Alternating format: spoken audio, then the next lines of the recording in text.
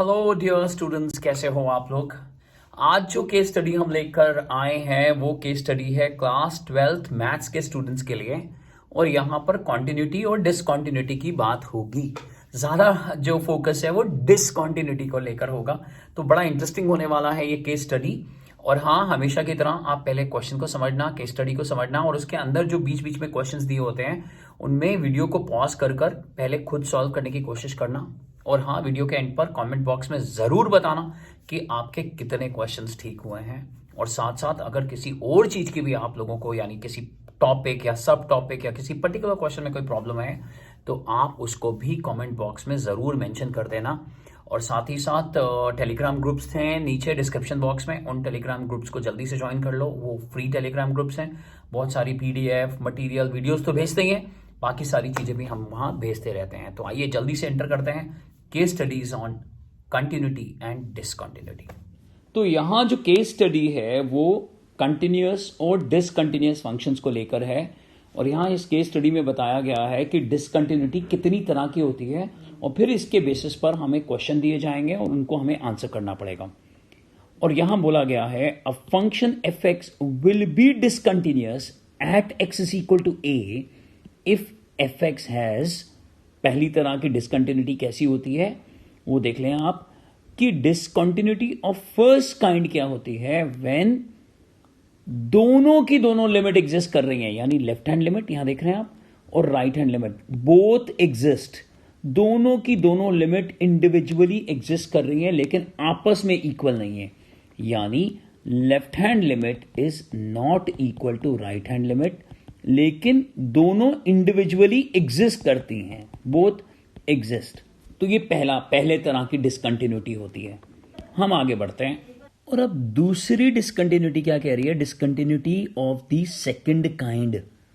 If none of the limits, left hand limit या right hand limit या दोनों की दोनों, अगर इनमें से कोई लिमिट एग्जिस्ट ही ना कर रही हो, if none of the limits, limit h goes to 0 f of a minus h and limit h goes to 0 f of a plus h, यानी left hand limit right hand limit या दोनों की दोनों, अगर इनमें से कोई एक लिमिट, कम से कम एक लिमिट एग्जिस्ट ही नहीं कर रही, तो ऐसी डिसकंटिन्यूटी को, ऑब्वियसली फंक्शन डिसकंटिन्यूअस होगा, तो ऐसी डिसकंटिन्यूटी को हम लोग डिसकंटिन्यूटी ऑफ सेकंड काइंड कहते हैं। अब आते हैं तीसरी तरह की डिसकंटिन्यूटी पर, डिसकंटिन्यूटी ऑफ थर्ड काइंड। अब डिसकंटिन्यूटी ऑफ थर्ड काइंड क्या है, इसे बोला जाता है रिमूवेबल डिसकंटिन्यूटी। ध्यान से देखिए कि यहां पर अगर मैं फर्स्ट पे वापस जाता हूं और सेकंड पर वापस जाता हूं और यहां पर इनको बोलता हूं कि ये दोनों के दोनों क्या है, इररिमूवेबल, यानी इस डिसकंटिन्यूटी को कभी भी कंटिन्यूअस फंक्शन में कन्वर्ट नहीं करा जा सकता। और आइए अब तीसरे काइंड पर चलते हैं, और तीसरा काइंड क्या कह रहा है, तीसरा काइंड है रिमूवेबल डिसकंटिन्यूटी। क्या मतलब है रिमूवेबल डिसकंटिन्यूटी का, इसका मतलब है कि ये अभी तो दिख रहा है कि डिसकंटिन्यूअस है, लेकिन इसे कंटिन्यूअस बनाया जा सकता है। और ध्यान से देखिए इसमें क्या कहा जाता है, if left hand limit and right hand limit both exist and are equal, यानी दोनों के दोनों लिमिट्स को एग्जिस्ट करना जरूरी है और वो आपस में इक्वल भी हैं। तो बच्चों आपको मालूम है अगर लेफ्ट हैंड लिमिट और राइट हैंड लिमिट एग्जिस्ट करती हैं तो हम कहते हैं भाई लिमिट एग्जिस्ट कर रही है।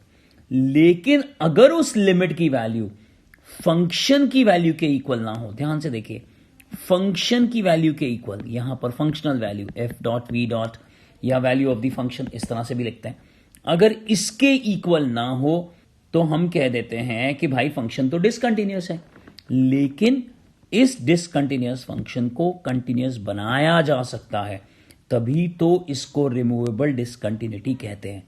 अब आप कहोगे कैसे बना सकते हैं इसको, एक चीज जो डिसकंटिन्यूअस है उसको कंटिन्यूअस कैसे बना सकते हैं, बड़ा आसान सा तरीका है। अगर जो लिमिट की वैल्यू है उसको मैं, फंक्शन की जो वैल्यू है उसको हटा देता हूं, और जो लिमिट की वैल्यू आ रही है फंक्शन की वैल्यू को कहता हूं कि भाई तू वो वैल्यू मान ले जो लिमिट की आ रही है।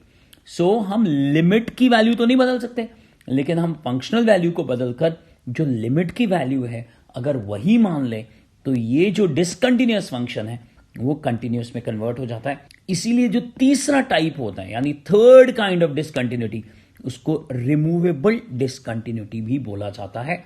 आइए अब इनके बेसिस पर एक तरह से पूरा रिवीजन भी हो गया है हमारा कि डिसकंटिन्यूटी को लेकर एक पूरा रिवीजन भी हो गया है। तो यहां क्वेश्चन क्या कह रहा है, based on these information, based on the above information answer the following questions. तो आइए तैयार हो जाइए और हमेशा की तरह क्वेश्चन देखिएगा, वीडियो को पॉज करिएगा, आंसर करने की कोशिश करिएगा और फिर उसके बाद आंसर को कंपेयर करिएगा, जहां पर हम मिलकर क्वेश्चन को अच्छे से समझते हैं और सॉल्व करते हैं। तो ये रहा पहला क्वेश्चन, फंक्शन दिया हुआ है और यहां पर कंटिन्यूटी या डिसकंटिन्यूटी को लेकर जो बात हो रही है वो 3 पर हो रही है। तो सबसे पहले तो हम फंक्शन को ही ध्यान से देखते हैं। देखिए इस फंक्शन को आपने जूनियर क्लासेस में, क्लास 11th में या क्लास 12th में जब कंटिन्यूटी करी होगी तो लिमिट को रिवाइज करा होगा, तो आपको ये एक खास तरह के फंक्शन की याद दिलाता है और जहां पर आप लिमिट एक साथ फाइंड कर सकते हैं। तो एक स्मार्ट वर्क दिखाते हुए एग्जामिनर को आप ये कह सकते हैं कि लेफ्ट हैंड लिमिट और राइट हैंड लिमिट एक साथ निकाली जा सकती है। ध्यान से देखिए, मैं इस तरह से शो कर रहा हूं, दोनों लिमिट्स एक साथ निकाली जा सकती हैं क्योंकि यहाँ जो फंक्शन दिया गया है वो कुछ इस तरह का दिया गया है जो आप जूनियर क्लासेस में पहले से ही जिसको जानते हैं, जिस मेथड को, या तो आप इसके फैक्टर्स बनाइए। देखिए ध्यान से, इसको भी करने के 2 मेथड हैं। ध्यान से देखिए, मैं दोनों के दोनों मेथड बताता हूँ आपको। अगर मैं इसके 2 फैक्टर्स बना दूँ, ये देखिए, तो हो गया ये क्वेश्चन सॉल्व। ये देखो, लिमिट अगर हम पुट कर देंगे तो 3 + 3 कितना आ गया, तो लेफ्ट हैंड लिमिट की भी वैल्यू कितनी आ गई 6 और राइट हैंड लिमिट की भी वैल्यू कितनी आ गई 6। तो ये है एक मेथड। और अब जिस मेथड की मैं बात कर रहा हूँ कि दूसरा मेथड कौन सा हो सकता है, तो दूसरा मेथड इस पर बेस्ड है। If you remember, x tending to a, x to the power n minus a to the power n divided by x minus a। और अब आपको याद आ रहा होगा n(a)(n-1)। अगर मैं इसको अप्लाई कर देता हूँ, इस फॉर्मूले को अप्लाई कर देता हूँ, तो देखिए इससे भी लिमिट निकल कर आ जाएगी। तो इसके लिए मैं क्या कर रहा हूँ, अब मैं इसको हटा देता हूँ फर्स्ट मेथड को, और हम सीधा सीधा यहाँ पर 9 को, सबसे पहले 9 को लिख देंगे 3 का स्क्वायर। तो एग्जैक्टली ये फॉर्मूला लग सकता है। 2 आगे आ जाएगा, 3^1 यानी आंसर कितना आ जाएगा 6। तो लेफ्ट हैंड लिमिट, आप चाहे तो लेफ्ट हैंड लिमिट और राइट हैंड लिमिट अलग अलग भी निकाल सकते हैं। यहाँ हमारे पास एक मौका था, एक अपॉर्चुनिटी थी जिसको हमने यूज कर लिया। तो जो लिमिट की वैल्यू आ रही है, दोनों की दोनों लिमिट क्या है 6, लेकिन फंक्शनल वैल्यू कितनी है एफ वी, या मैं लगातार बोलता हूं value of the function V dot F dot, ये कितनी है, व्हाट इज एफ ऑफ 3 4। तो ये फंक्शन कंटिन्यूअस तो नहीं है क्योंकि left hand limit right hand limit के इक्वल है, लेकिन ये दोनों की दोनों चीजें फंक्शन की वैल्यू के इक्वल नहीं है, क्योंकि यहां से आंसर आ रहा है 6 और यहां से आंसर आ रहा है 4। तो अब क्या है, अब ऑप्शन देखते हैं और डिसाइड करते हैं कि किस ऑप्शन को हम लोग पिक करेंगे। पहला ऑप्शन, क्या एफ एक रिमूवेबल डिसकंटिन्यूटी है? जी हां, क्योंकि लिमिट तो आपस में इक्वल है ना भाई। अगर वो कहे कि कंटिन्यूस बना दो तो हम झट से क्या करेंगे, 4 को हटा देंगे और फंक्शन की वैल्यू को भी 6 बना देंगे। बट फिलहाल ये बात ठीक लग रही है, आगे बढ़ते हैं। एफ कंटिन्यूस है, कॉन्टिन्यूस है? नहीं जी, नहीं है कॉन्टिन्यूस फंक्शन। क्या एफ एक इररिमूवेबल डिसकंटिन्यूटी है? जब हम ऊपर कह रहे हैं कि रिमूवेबल है तो ये कहना तो गलत हो जाएगा, ये भी ऑप्शन ठीक नहीं है, नन ऑफ दीज भी ठीक नहीं है। यानी हमारे पास आ चुका है ऑप्शन ए, एक perfect option, that F has removable discontinuity. So this is the perfect answer. आइए अब सेकंड पर चलते हैं। अब इस दूसरे क्वेश्चन में भी एक हमें फंक्शन दिया हुआ है और यहाँ पर हमें 4 पर चेक करना है लिमिट और कंटिन्यूटी और डिसकंटिन्यूटी को लेकर। तो आइए चेक करते हैं। अब यहाँ दोनों लिमिट एक साथ तो नहीं निकल सकती हैं क्योंकि ऊपर <4 की बात हो रही है और नीचे <4 की बात हो रही है। तो आइए सबसे पहले हम लोग लेफ्ट हैंड लिमिट निकालें। लेफ्ट हैंड लिमिट के लिए आपको फर्स्ट ब्रांच यूज करनी पड़ेगी। इस तरह से देखिए, ऐसा लिख सकते हैं, एफ भी लिख सकते हैं, कुछ घबराने की बात नहीं है। और आइए नेक्स्ट स्टेप होगा लिमिट एच गोज टू 0 और जो फंक्शन होगा वो ये होगा x प्लस 2।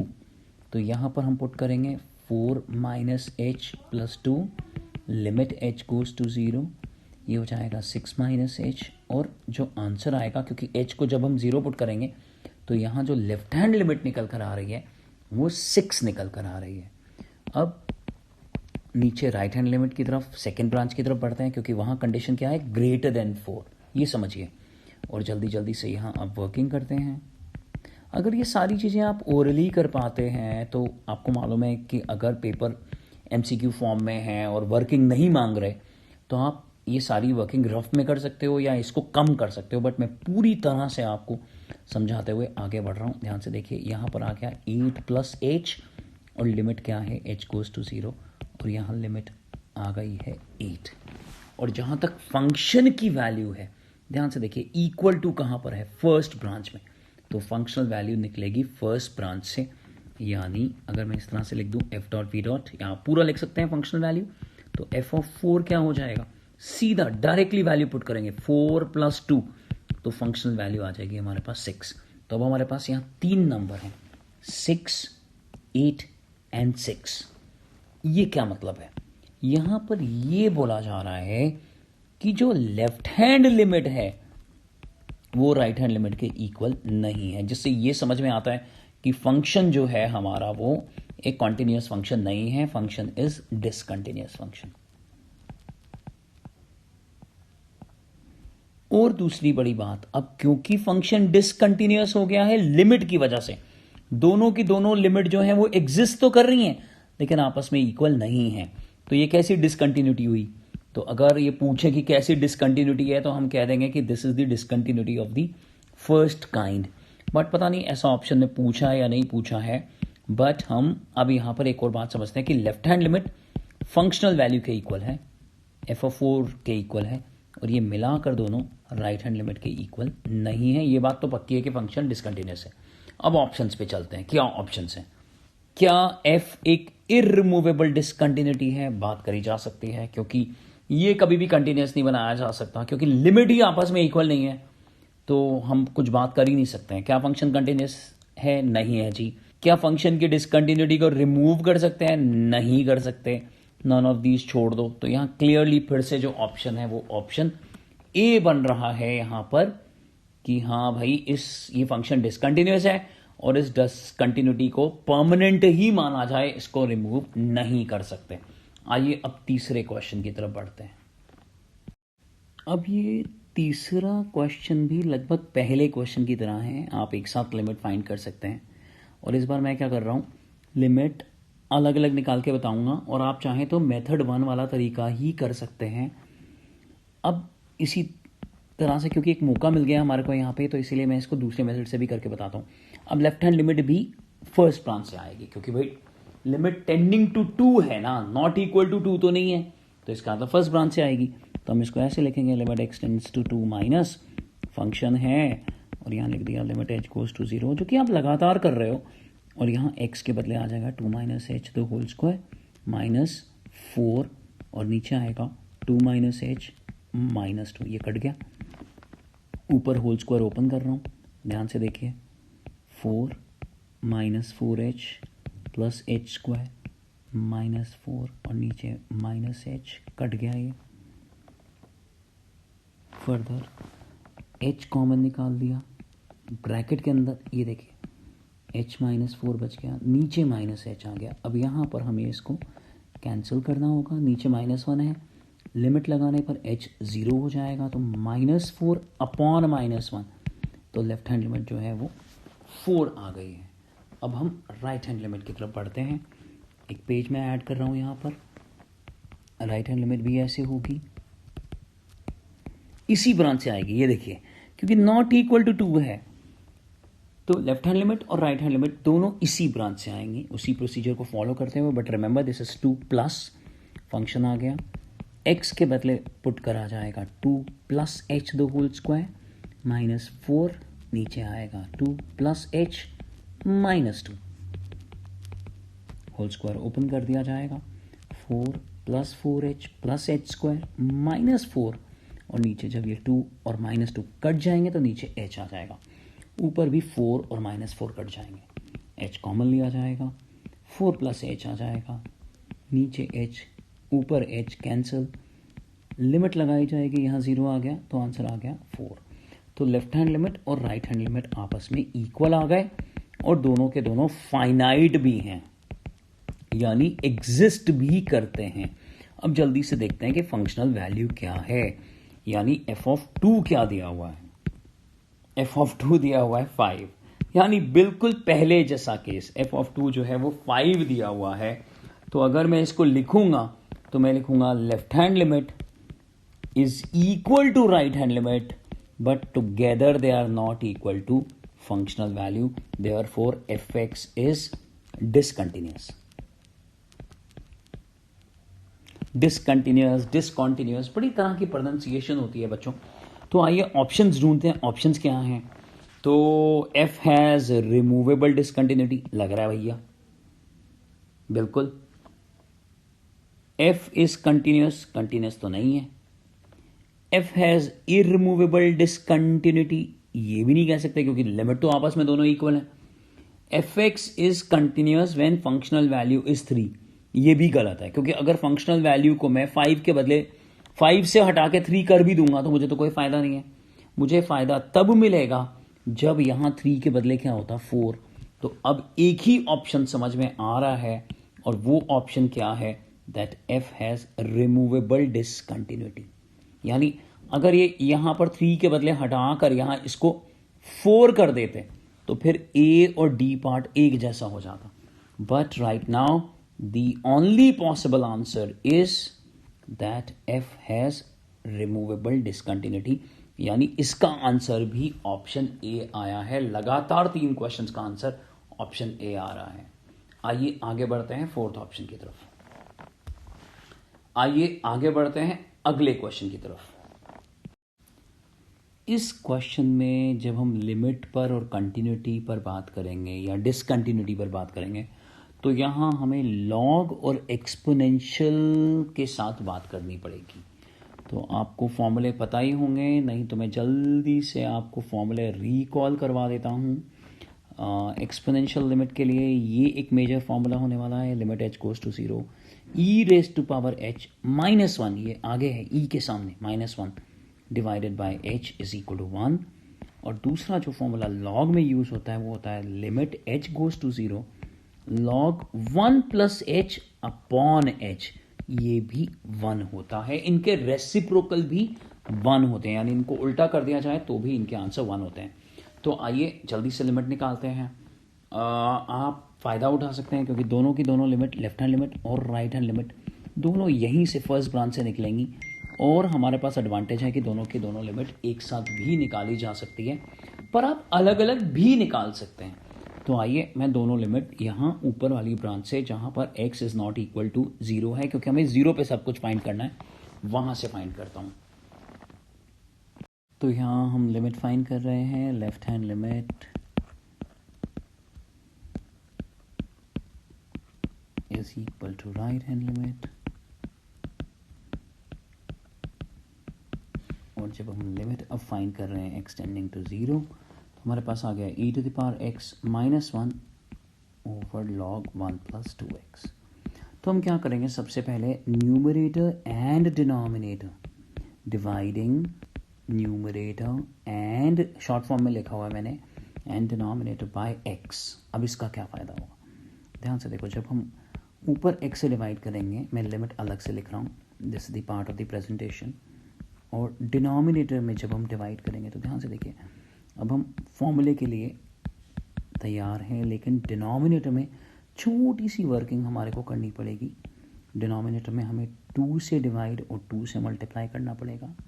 बेटर प्रेजेंटेशन के लिए यहाँ 2x गोज टू 0 भी लिख सकते हैं, लेकिन अगर जल्दी जल्दी रफ वर्क करना है तो ये सब करने की ज़रूरत नहीं है। अब ध्यान से देखिए, क्या लिमिट लग गई ऊपर तो डायरेक्ट फॉर्मूला ही बन गया, 1 हो गया। नीचे भी लिमिट लग गई लेकिन 2 × 1 हो गया, यानी आंसर कितना आ गया, 1/2। अब यहाँ है 1/2 और फंक्शनल वैल्यू कितनी दी हुई है, what is the value of the function, functional value दी हुई है 7। तो क्लियरली फंक्शन क्या है भाई, फिर से डिसकंटिन्यूअस फंक्शन है। लेकिन लिमिट इक्वल है आपस में, लिमिट दोनों की दोनों लिमिट आपस में इक्वल है, एग्जिस्ट भी कर रही हैं, फाइनाइट भी हैं, फिक्स्ड भी हैं, रियल भी हैं। तो यहां क्लियरली क्या फंक्शन कंटिन्यूस है? नहीं भाई। क्या फंक्शनल वैल्यू 2 है? नहीं। 7 रख लो, 2 रख लो, कुछ नहीं होने वाला, खत्म। क्या इरिमूवेबल है? नहीं। तो यहां इसका आंसर लगातार, हम कुछ कर नहीं सकते, लगातार 4 क्वेश्चन हमने करे और चारों के चारों में ऑप्शन ए आंसर आ रहा है, तो इसका ऑप्शन भी ऑप्शन ए है। याद रखिए, जिस चीज को लेकर आप कॉन्फिडेंट हैं लॉजिकली और अपनी नॉलेज के साथ, तो उसी चीज पर हमेशा उसी ऑप्शन को मार्क करें। तो यहां इसका भी आंसर जो है वो ऑप्शन ए हो गया है। आइए अब हम आखिरी क्वेश्चन पर एंटर करते हैं। आइए अब इस क्वेश्चन नंबर 5 यानी आखिरी क्वेश्चन को देखते हैं। और आप लगातार क्या देख रहे हो, क्योंकि जो हमें केस स्टडी दी गई है वो ज़्यादा बात कर रही है डिसकंटिन्यूटी को लेकर। मतलब केस स्टडी की बिगिनिंग में ही उन्होंने तरह तरह की डिसकंटिन्यूटी के बारे में बताया है, इसीलिए ज़्यादातर क्वेश्चन जो है वो डिसकंटिन्यूटी को फोकस कर रहे हैं। अब यहाँ हम इस फंक्शन को अगर देखें तो आप जल्दी से बोलोगे सर दोनों के दोनों लिमिट हम फर्स्ट ब्रांच से निकालेंगे, और मैं इस बार मना करूंगा। क्यों? क्योंकि यहां पर है मॉड फंक्शन, और मॉड फंक्शन को हम एक स्पेशल फंक्शन की कैटेगरी में रख लेते हैं, जहां पर अगर आपको एक चांस मिल भी रहा है दोनों की दोनों लिमिट एक साथ निकालने का, तो भी वो चांस कभी मत लीजिए, हमेशा अलग अलग निकालिए। तो आइए करके देखते हैं। यहां सबसे पहले मैं निकाल रहा हूं लेफ्ट हैंड लिमिट, जो कि फर्स्ट ब्रांच से आएगी। यहां मैं इसको 0 कर देता हूं, 0 पे निकालना है, प्लीज इसको यहां करेक्शन कर लीजिए, 0 पे निकालना है। तो लेफ्ट हैंड लिमिट आएगी x टेंडिंग टू 0 माइनस, यहां मैं fx लिख सकता हूं या f लिख सकता हूं, या फंक्शन पूरे का पूरा फंक्शन भी लिख सकता हूं। ये देखो, ये भी तरीका लिख सकता हूं, ऐसे भी लिख सकता हूं। आइए अब वर्किंग शुरू करते हैं। h गोज टू 0, हर x के बदले क्या आ जाएगा? 0 minus h minus mod of 0 minus h, और नीचे 0 माइनस h। तो यहाँ लिमिट लगाई, ध्यान से देखिए, ये बहुत बहुत इंपॉर्टेंट क्वेश्चन है। और नीचे यहाँ पर माइनस, और मॉड के अंदर भी माइनस h, और नीचे माइनस h आ जाएगा। अब यहाँ देखिए माइनस h, मॉड की वजह से ये प्लस h हो जाएगा, लेकिन बाहर तो माइनस है और नीचे है माइनस h। तो देखिए क्या आंसर आएगा। आंसर आएगा -2h upon minus h, h और h कट गया भैया, तो आंसर आ गया 2, यानी लेफ्ट हैंड लिमिट जो है वो 2 आ गई है। लेफ्ट हैंड लिमिट 2 आ गई है।